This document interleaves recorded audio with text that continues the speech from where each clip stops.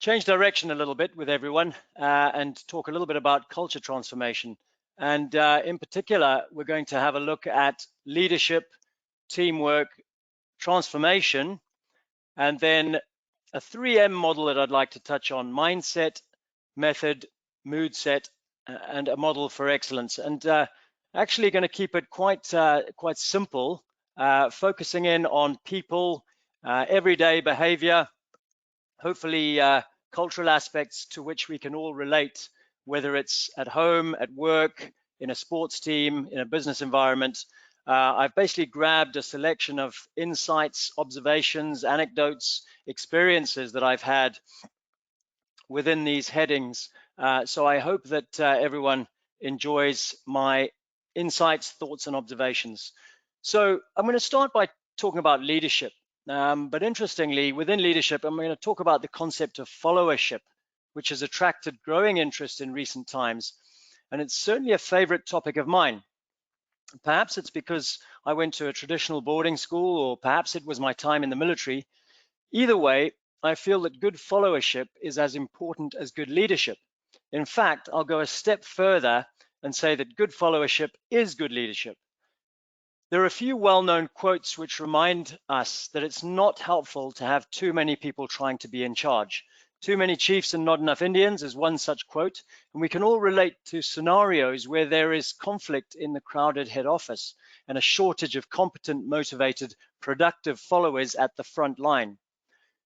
While we quite rightly place significant emphasis on appropriate leadership, we often forget that the very concept of leadership requires followership. Leadership is a process of influence between a leader and those who are followers. That's a quote that I've come across before.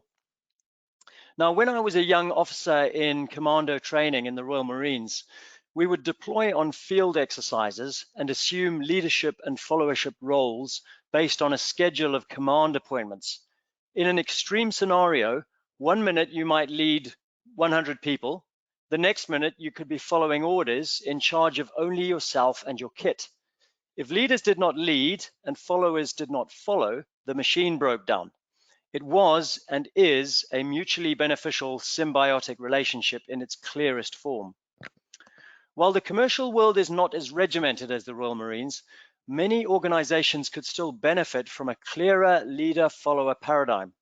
An example of what I mean could be picking the right fora to challenge a business leader's decision.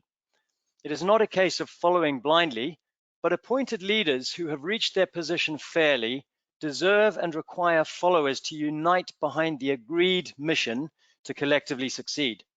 If followers have issues with the leader, it is important that challenges are conveyed at the right time in the right place.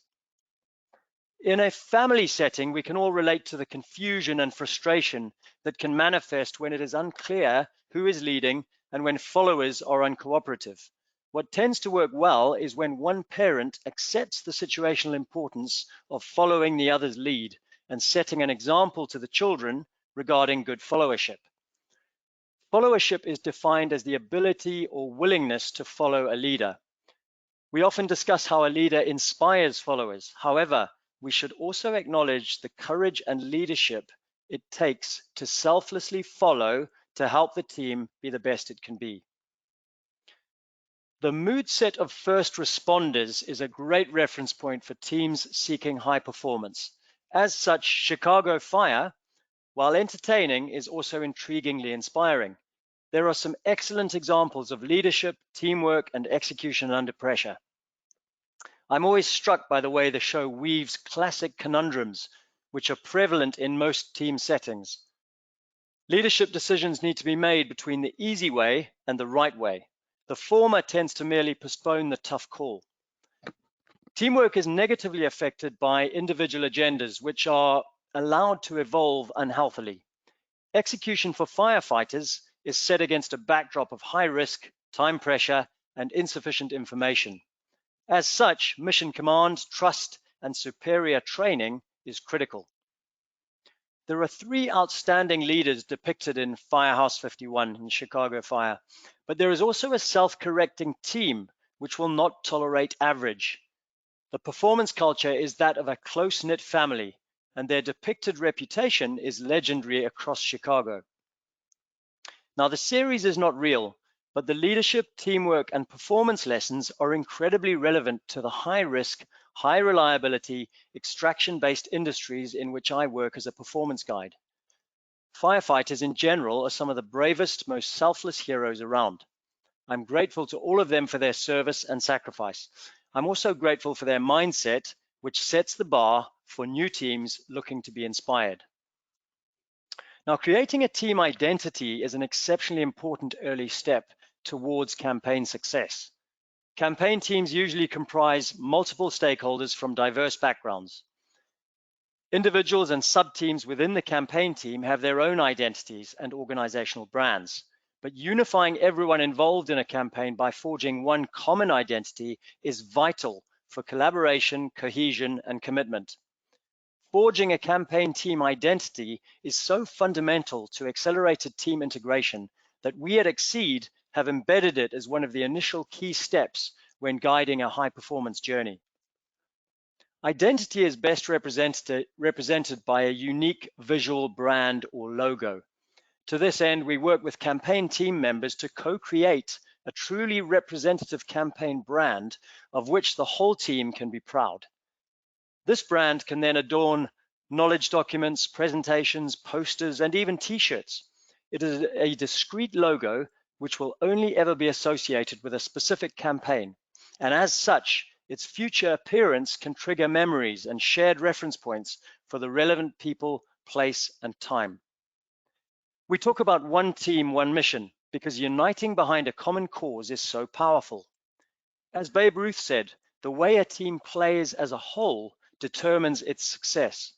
You may have the greatest bunch of individual stars in the world, but if they don't play together, the club won't be worth a dime. We see this in the world of sport. It is just as prevalent in the world of commerce and industry. Forging and collectively uniting behind a common identity makes any campaign team aspiration a lot more possible. A conversation with my business partner reminded me of this extraordinary idiom, crossing the Rubicon. Now, it means to pass a point of no return and refers to Julius Caesar's army crossing the Rubicon River in the north of Italy in 49 BC. Now, this was considered an act of treason and insurrection. In this day and age, when we talk about crossing the Rubicon, we mean to take a decisive, irrevocable step. Crossing the Rubicon in a personal or professional sense is basically a game changer, a paradigm shift, a transformation or a step change. Julius Caesar went on to lead the Roman Empire once he had taken that step. There is another famous saying, if we want to take the island, burn the boats. This inspiring quote also owes its origins to Caesar. The Roman general ordered the burning of his own boats when he saw his officers wavering before taking the coast of Britain. Fitting that the leader who challenged safe thinking to cross the Rubicon should defy safe strategy in order to harden the resolve of his team. In both cases, the reward outweighed the risk. It takes courage to break the rules. Failure may result, but fortune tends to favor the brave. Perhaps it's time to cross the Rubicon.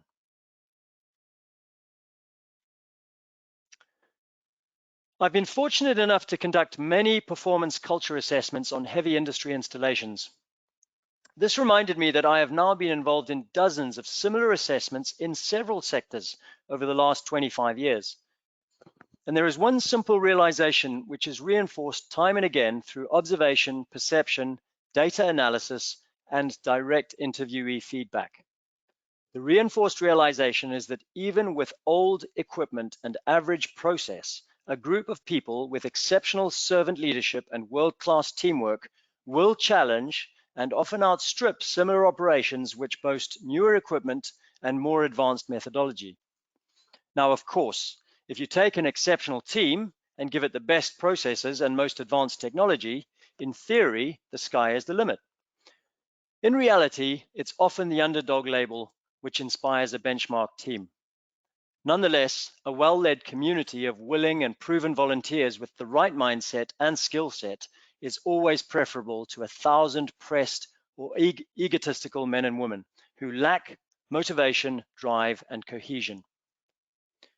There are indeed world-class organizations with the leadership, the team, leading technology, and a trail-breaking approach. And these are great examples from which we should try to learn.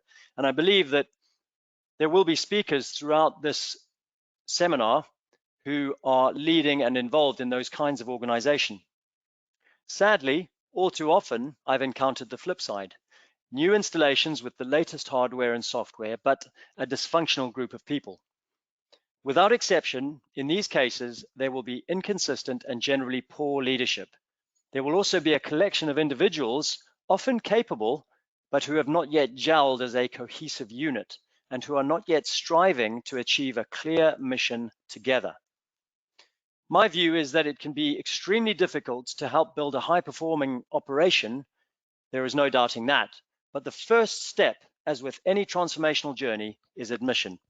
Admission that people are the most important component of any performance. Unless an investment is made in building a committed and well-led team, high performance will remain an elusive goal.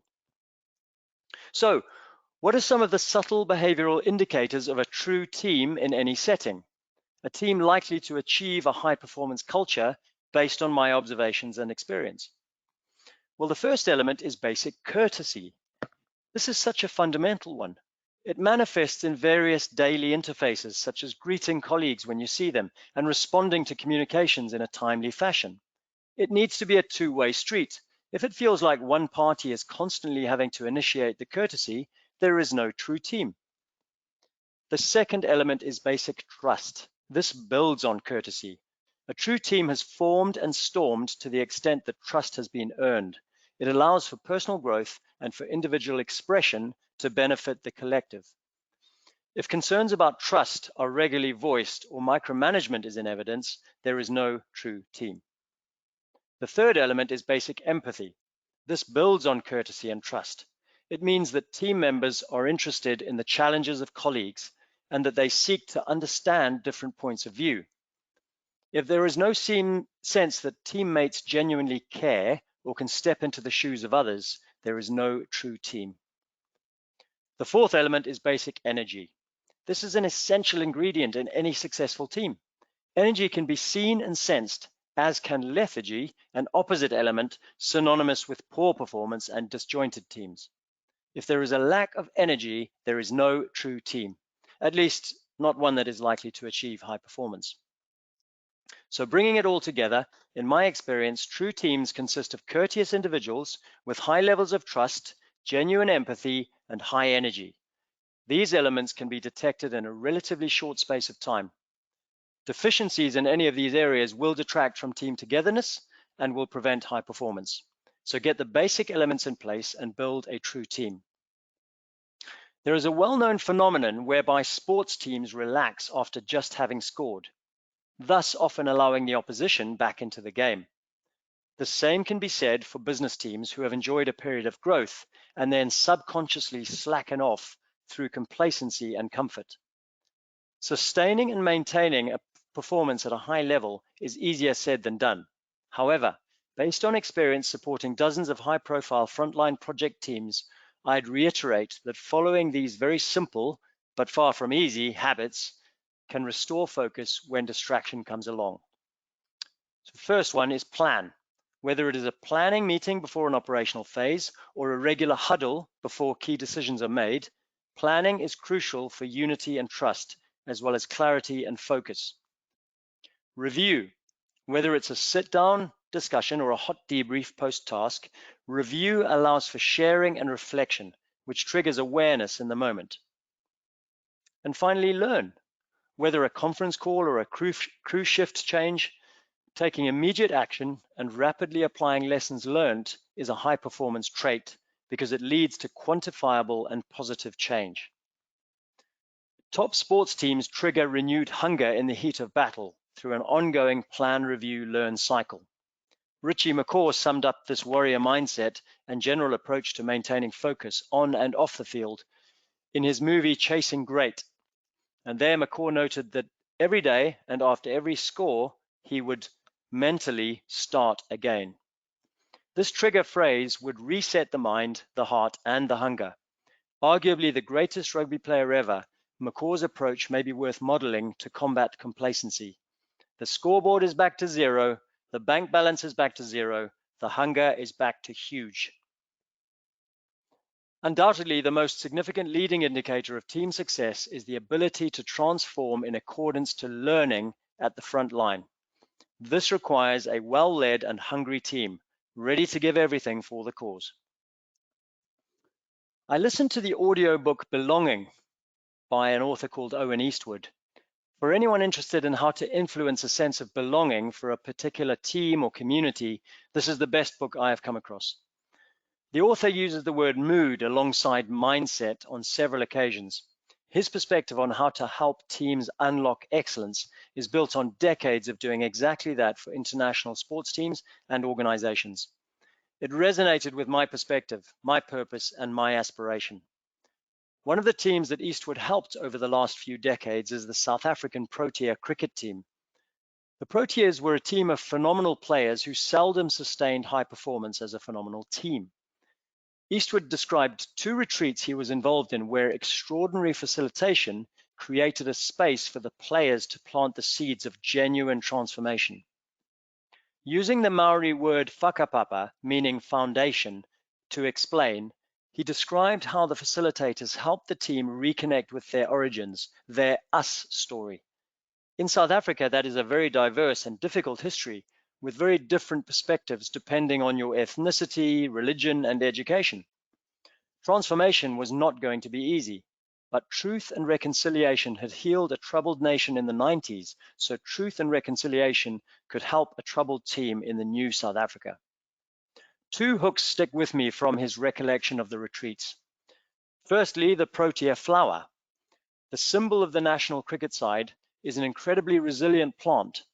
It can withstand the worst conditions such as wind and fire, only to re-emerge more beautiful than before.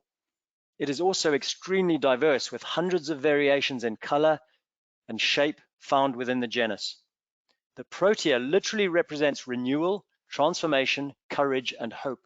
It is as strong a brand as any sports team could hope to have. Secondly, Ubuntu, meaning I am because we are. This was explored and referenced.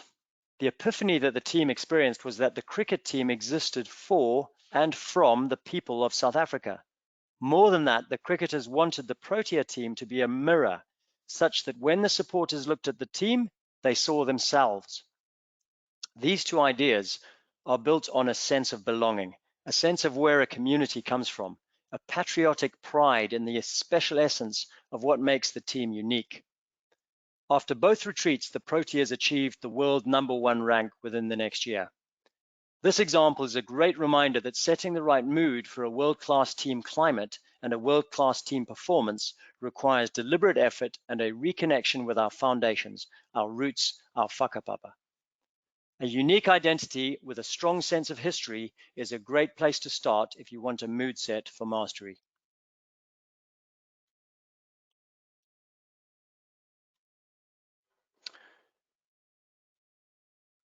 When I was preparing for my TEDx talk last year, one of the aspects of team performance that grabbed my attention was the turnaround team talk, or the trigger for a fight back. The pre-game or halftime team talk from the coach or captain that changed the course of the game or inspired a level of commitment that was almost gladiatorial. There were some games that immediately sprang to mind. The miracle of Istanbul, when Steven Gerrard led Liverpool to an unbelievable Champions League fight-back victory in 2005. Scotland coming from 31 points down against England at Twickenham in 2019 to draw 38-38 and retain the Calcutta Cup. Or the New England Patriots reversing a 28-3 deficit to win Super Bowl 51 in 2017. Jabril Cissé, who played for Liverpool in that miraculous fight back in 2005, described their turnaround. Stevie gets up at halftime and says that Liverpool is all he has. It is his club, all he has ever known, and he does not want to be the laughing stock of the history of the Champions League. The Frenchman added, "That halftime speech will remain imprinted on my mind forever." Gerrard then scored the first goal in the fight back within 10 minutes of the start of the second half. He backed up his fighting talk with an inspirational header to score the first goal for his side. The rest is history, as Liverpool went on to stun AC Milan and win on penalties after extra time. At Twickenham in 2019, England were 31 points ahead of their traditional fortress HQ. Somehow, Scotland the Brave fought back to 38-31 ahead with minutes to go. The Guardian newspaper described it as perhaps the most remarkable comeback in Six Nations history. England managed to score in the dying minutes and tie the game, but Scotland retained the Calcutta Cup. Various reports described a heated halftime exchange between the coach and one of the pivot players. The pivot apparently refused to kick anymore, and he came out to inspire the incredible fight back with a phenomenal man of the match performance, which included intercepts and passing skills that almost defied belief. It would not be an exaggeration to say he was instrumental in every score of the second half. In Super Bowl 51, Tom Brady suddenly fired into life in the second half to produce a performance that will go into National Football League folklore. He inspired a comeback which has been described as one of the greatest of all time. A reporter noted, "It's said a team takes on the identity of its leader in times of adversity, and that's about the best explanation possible for the New England Patriots beating the Atlanta Falcons 34-28 in overtime for the greatest Super Bowl comeback ever." During 2021, I watched Chasing the Sun, which is a documentary about the Springboks winning the 2019 Rugby World Cup in Japan. This behind-the-scenes documentary was incredibly inspiring. Rassie Erasmus was the Springboks coach, while Siya Kolisi was the captain. Kolisi was asked what Rassie had said or done to inspire such a phenomenal turnaround by the Springboks between 2017 and 2019. He said the coach had turned the players' focus away from themselves and towards the millions of South Africans who were desperate for hope. Rassie had helped them realize that they had a chance to transform a nation. He turned perceived pressure into real purpose. This united the entire squad behind a true sense of destiny. The appointment of Kolisi as captain was also a well-deserved masterstroke. Before the Rugby World Cup final against England, Rassie reminded the Boks that the game was no longer about them. It was much bigger. The Springboks won the game 32-12. The game was no longer about them. In all these examples, there was a catalyst for the turnaround or the transformation. Someone or something triggered a fight back or a fearless focus which changed the course of a game or a team. Often, it is a talismanic figure who walks the talk and ignites the fight back. The mood of these teams went from hopeless to hopeful to inspirational. Often, it just takes a spark to start a fire, but many teams wait for someone else to light the match. Why wait? Why not be the spark for your own team? Everyone loves an underdog. The Rocky story appeals to everyone because we all face adversity at some time or another, and we seek inspiration to turn things around and to triumph against the odds. All champions have had to fight through personal or public doubt. The few minutes of podium glory are built on years of sacrifice and hard work. The Rocky film series was inspired by a real boxer, a relative unknown who went nearly 15 rounds with the great Muhammad Ali. Project teams are made up of many inexperienced and often unknown personnel. Teams are required to step into the proverbial ring and take on whatever challenges are thrown at them. To become a champion team means that ordinary people need to achieve the extraordinary together. Many teams fail, just like many underdogs merely make up the numbers. So what is the most important lesson we can learn from Rocky when it comes to reaching the top of the steps? For me, the answer must be desire. A burning, inextinguishable desire to prove what is possible when you set your mind to it. Achieving collective desire in a new project team requires careful leadership and organization. We call it one team, one mission, and have an initial step in our Exceed approach, which focuses on building team identity and inducting project members into the fold. I'm reminded of one of my favorite quotes from Mark Twain. It's not the size of the dog in the fight, it's the size of the fight in the dog. The underdog with the inextinguishable desire to fight through adversity and emerge unconquered at the top of the steps. Thanks for the inspiration, Rocky. In 2018, I was driving with my family from Calgary back to Vancouver in Canada. We decided to stop for a river swim near the highway and spent a pleasant half hour in the water with warm sunshine and wind on our faces. As we were about to leave, we heard the unmistakable growl of a cougar nearby. With hearts racing, we gathered and quickly agreed a plan to return to the vehicle as safely and efficiently as possible. We made it and did not see the predatory cat, but the kids will never forget that impromptu adrenaline rush. When I was offshore Ghana on an oil rig in 2011, I received the news that my father had passed away. I was distraught.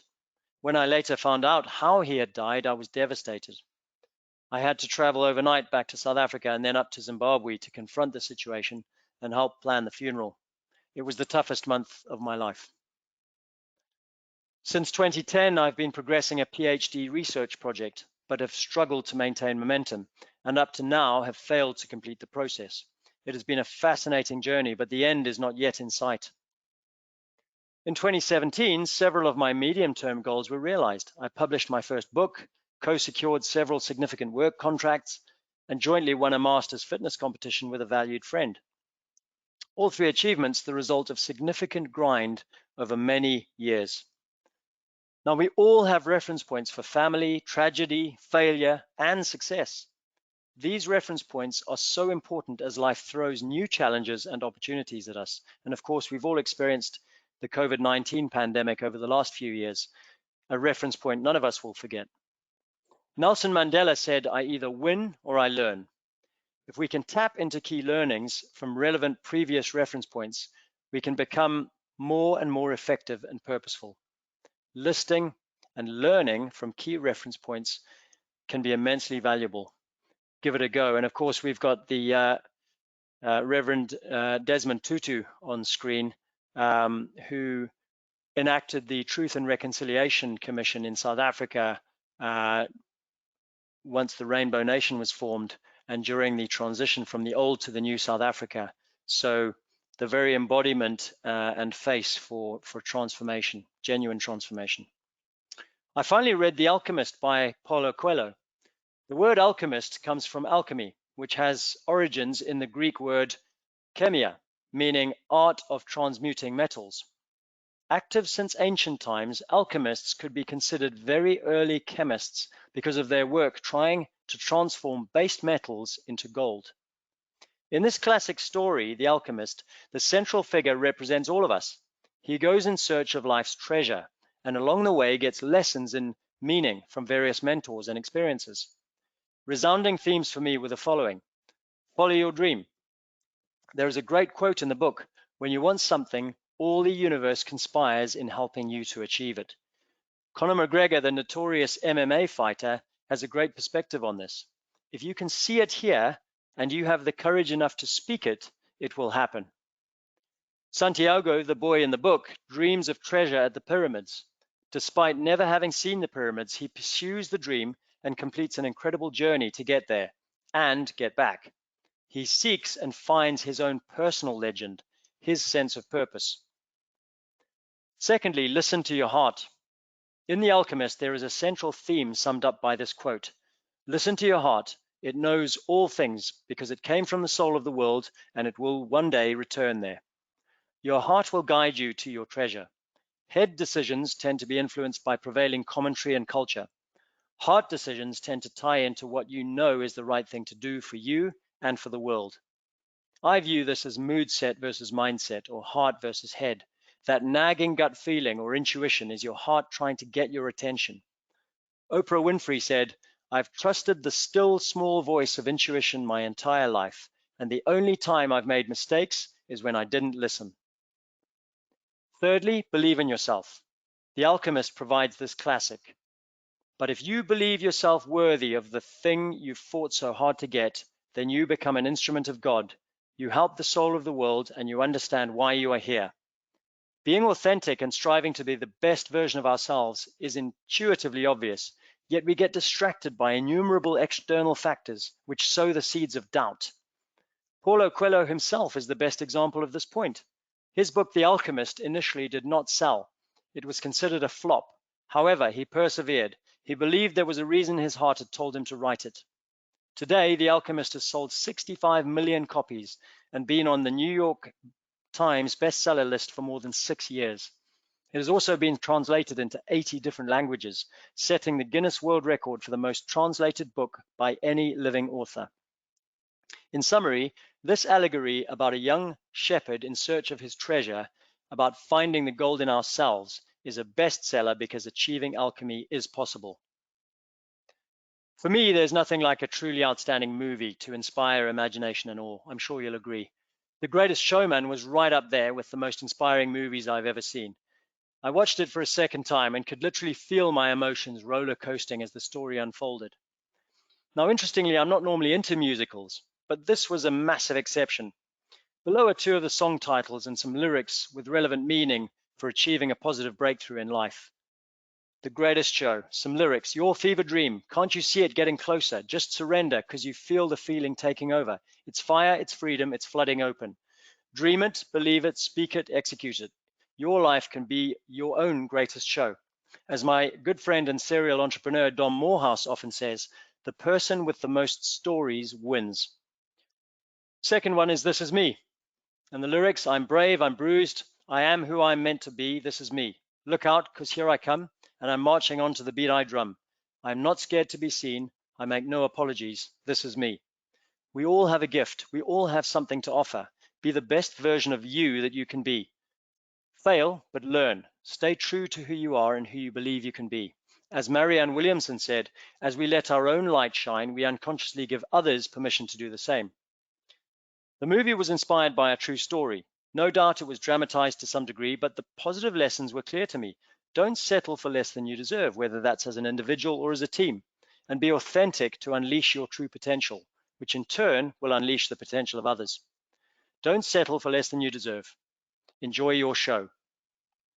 Now, Friday Night Lights provides wholesome TV viewing. I watched all 5 series and want to highlight some of the classic performance lessons scripted in.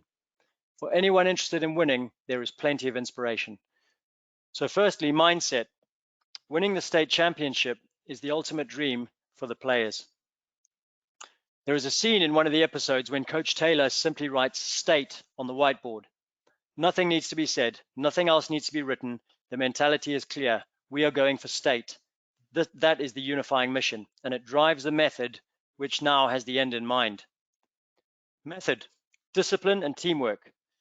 This applied as much to the coaching group as to the player group. Strategy for the season and tactics for each game. Planning meetings to get to agreement and alignment, video analysis, and performance review. In addition, a clear and critical aspect of the method Coach Taylor used to get results was his personal interest and personal relationship with each of the leaders in the team. He invested time, energy, and effort in mentoring his key players. It was deliberate, and it was a differentiator. Finally, mood set. Zero tolerance for prima donnas and egomaniacs. No one was allowed to be bigger than the team. Coach Taylor created a climate for excellence. When he was unfairly ousted from his position coaching the Dillon Panthers, he moved across to coach the East Dillon Lions, who were in complete disarray. Over a short time, he led the prevailing mood from despair to hope. He created an atmosphere of belief. Most of the players remained the same, but the mood changed, and then so did the results. The players he did bring across were servant leaders who enhanced the mood. Clear eyes, full hearts, can't lose. Most of the players remained the same, but the mood changed. That's what we need to remember. This fictional story of a town in Texas with 2 schools and their respective football teams is just a story. But life is all about stories, and stories can inspire us to be more and to achieve more. I recommend this series to coaches, leaders, and indeed to any team seeking success. So I just want to touch on my 3M model for culture transformation. I've touched on mindset, method, and mood set, and my experience shows me that these need to get equal attention in order to achieve that culture transformation. And I've applied that in the oil and gas industry over the last 15 years or so.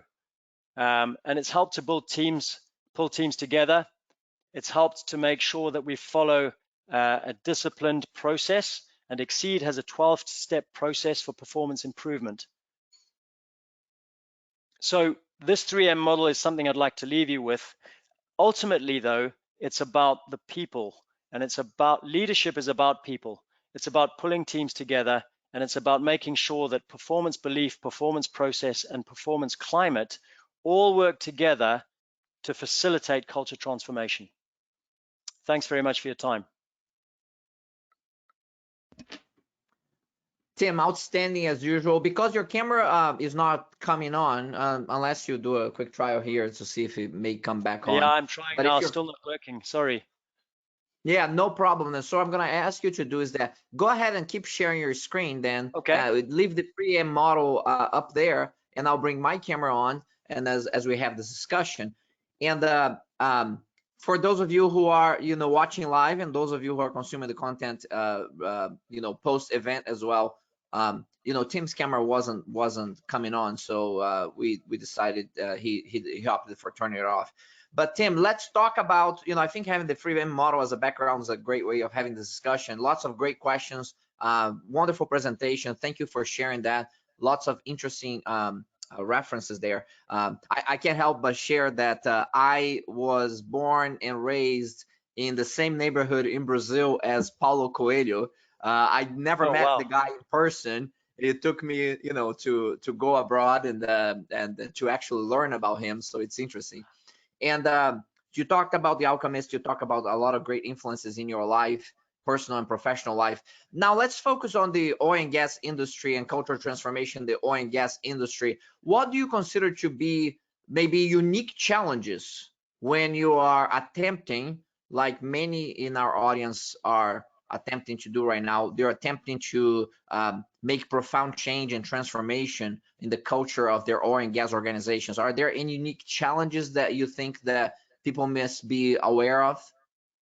Yeah, that's a good question. I would say there are some obvious ones that spring to mind. The first one would be that because of the very diverse subject matter expertise that is brought to bear on any oil and gas or upstream energy campaign, it can be quite a challenge to empathize with all the different cultures represented in a diverse team. And I guess tied to that, Jose, would be the geographic spread from which people come together for a project. So, to get everyone together in the same location can be a challenge. Now, of course, the pandemic has accelerated virtual collaboration, which is brilliant. And I think we've all learned from virtual collaboration that a lot can be achieved while spread around the world. But I will always say that you can't replace the chemistry and the value of getting everyone together at least once in the same physical location prior to commencing a campaign or working together. And so I would say that's probably the most significant challenge that I can think of now in order to set ourselves up for success from a transformation point of view, because if we can't get the team together physically, it can be much more challenging. Very good. Now, I think you and I and the audience understands the importance of culture for perhaps as the ultimate competitive advantage of any organization. But a lot of folks in the industry, some senior leaders as well, behind closed doors, it was like, well, this is kind of a fluffy thing. We have this work to get done. How do you deal with that situation where to highlight the real value of culture for organizations that may be resistance to any sort of culture adaptation or change? Yeah, great question. I think like lots of terms that are overused, culture has perhaps fallen into that category. And what I would say to leaders like that is actually culture is behavior at scale. It's the way things are done around here.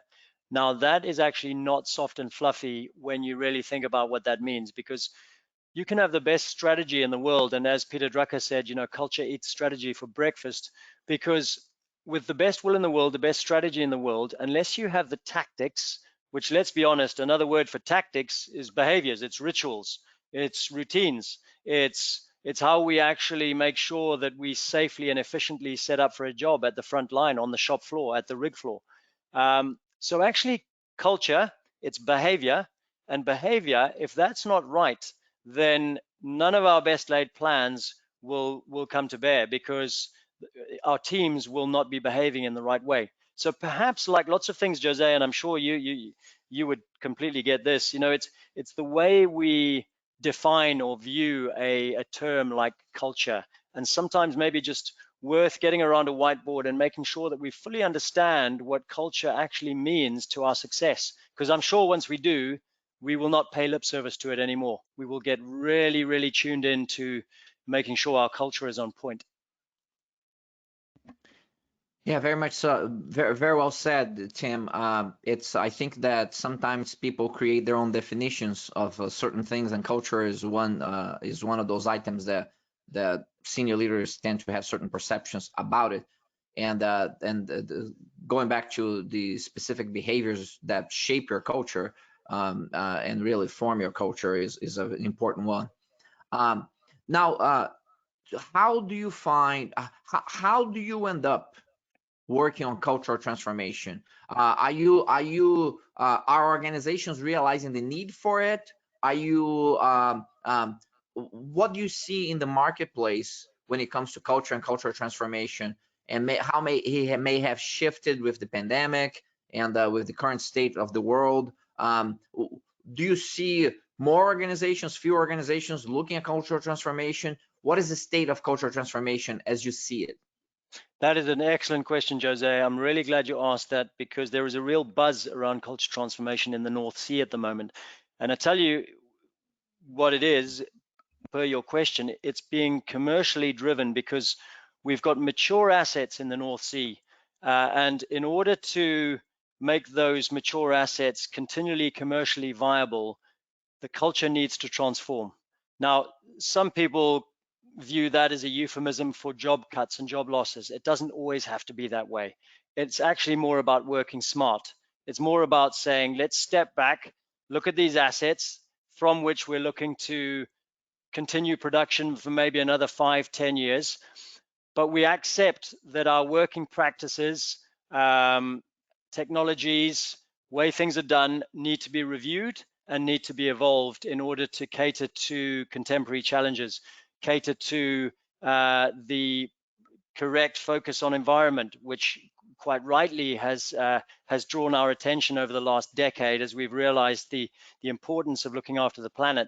So all sorts of factors play into a commercial drive for transformation, and then a realization that we need to enroll and engage our workforce, and that we need to assess our current reality in terms of people, process, and technology, agree our desired end game, our desired future in terms of where we want those to go to, and then all agree how we're going to get from here to there, from point A to point B. So yeah, it's actually being driven, Jose, the conversation is being driven by an imperative in the North Sea, for example, to make change. Otherwise, we'll be left behind. Otherwise, we will not be profitable, we will not be productive, and we will not do right by the people. So it's all of those factors. Outstanding, Tim. Listen, I look at the 3M model with performance belief, performance process, performance climate, mindset, method, mood set for that cultural transformation. I think that's a terrific model for people to internalize, because those are the key areas that must be addressed. You talked a lot about leadership. You talked about fellowship as well. We're out of time here, so I'm just going to make a quick highlight that your leadership and your fellowship have made a tremendous difference in the industry, and what you and Exceed Energy is doing across the oil and gas industry is very meaningful. So thank you for your collaborative leadership of cultural transformation, and for being generous to share your expertise and wisdom from Aberdeen, Scotland, to our global audience today. Absolute pleasure. Thanks for having me, Jose. Ladies and gentlemen, that was Tim Wigham, head of performance for Exceed Energy. If you're not familiar with Tim and his work, please make sure that you go into the LinkedIn post, look up his name, look at his profile. He's a TED speaker. He is an author. He is a special forces leader in his career, a tremendous leadership experiences globally. Now, of course, focus on accelerating culture, business, and digital transformations in the oil and gas industry, and a tremendous wisdom and expertise across all industries, now being devoted and focused on the oil and gas industry. So thank you for the great questions and that came up, and the lively discussion that we have had here. We are going to be taking a break, and when we come back at the top of the hour, you're going to come back with one of the great leaders, purpose-driven leaders you can ask for. I'm talking about Cody Neff, the president and CEO of Refined Technologies, who has eternal purpose fuels excellence as its main statement. And we're going to talk about what that means. We're going to talk about the organization, the oil and gas industry as a whole, and fascinating review with, in my opinion, one of the greatest purpose-driven leaders that I've had the pleasure to know and collaborate with for a few years. So meet us back at the top of the hour when we go deeper into leading with purpose, leading with excellence, accelerating innovation and transformation that creates value for all. So see you back at the top of the hour with Cody.